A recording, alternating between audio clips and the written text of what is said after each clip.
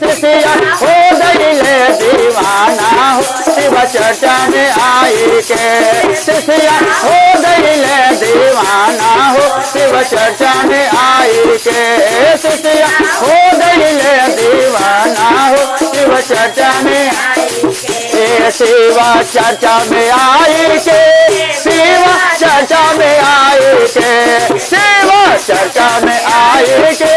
शिव चर्चा में आई के। शिष्या हो गईले दीवाना हो शिव चर्चा में आई के। शिष्या हो गईले दीवाना हो शिव चर्चा में आई के। शिष्या हो गईले दीवाना हो शिव चर्चा में आई के।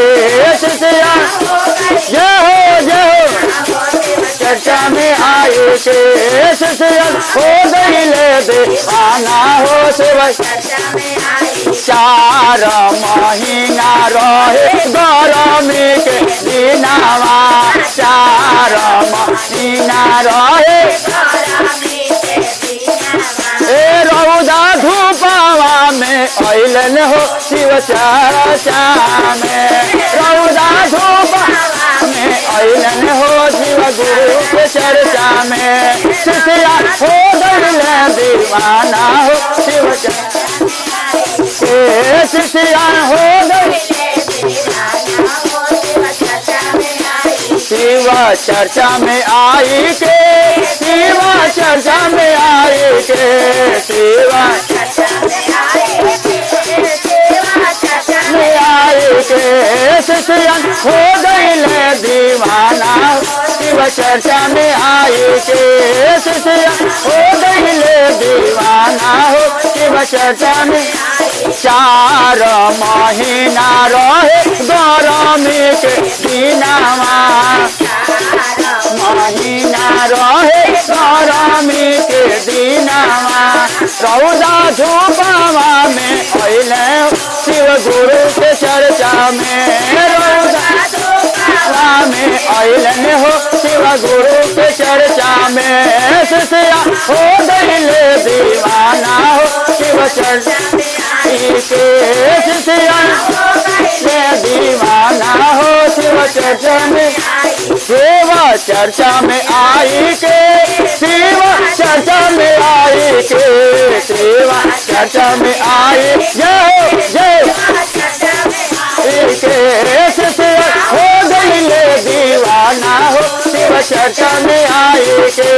शिष्या हो गईले दीवाना हो शिव चर्चा में आई के। शिष्या हो गईले दीवाना हो शिव चर्चा में आई। 4 महीना रहे बरखा के दिनवा 4 महीना रहे बरखा के। अरे भींगत भींगत वो अइलन हो शिव गुरु के चर्चा में।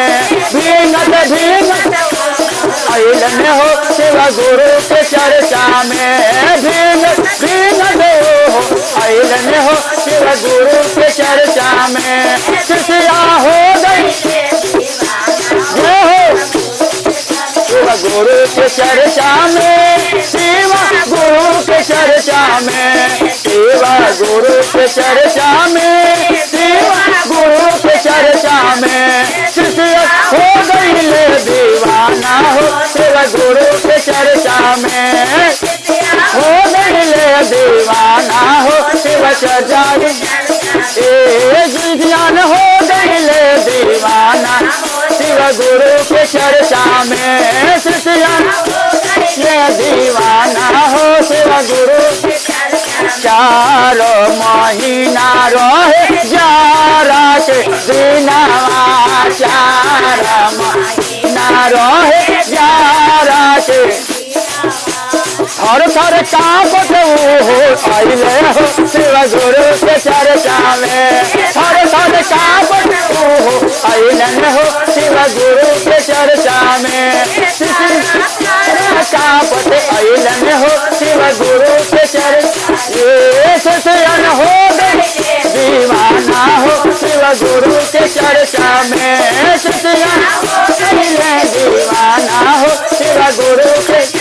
सेवा गुरु के के चर्चा में सेवा